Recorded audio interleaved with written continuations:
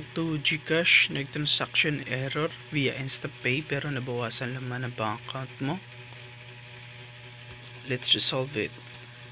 Anong dapat mong gawin pag nag-transfer ka from Union Bank to GCash para mawasan ang error? Una is huwag tayong magpindot ng kahit anong keys during processing of transfer kagaya niyan sa taas. Dahil isa yan sa nagdulot ng delay.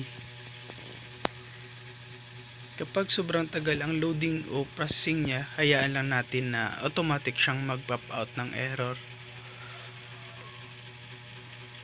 Kung nabawasan ang laman ng bank account mo sa Union Bank, pindutin nyo lang ang More sa dashboard ng app na may tatlong bilog. Tapos, i-click natin yung Contact Us.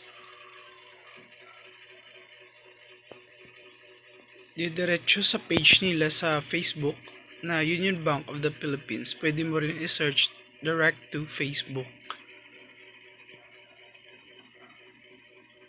Pindutin yung message at ilagay nyo yung information na inihingi, yung email address at phone number. Screenshot nyo na rin yung transaction number.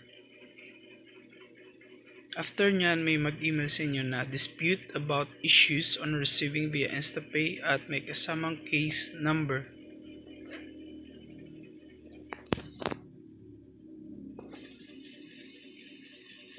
Actually, yung iba bumabalik lang agad pera nila pag days na need nyo nang i-message si Union Bank.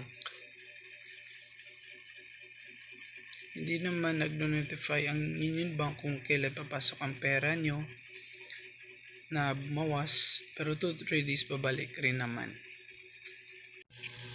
And additional information, kung sa ATM ka nag-withdraw tapos hindi nag-dispense, need mo puntahan yung bangko na withdrawhan mo at kung anong bank account gamit mo para file nila case for dispute, mga 14 days or 2 weeks.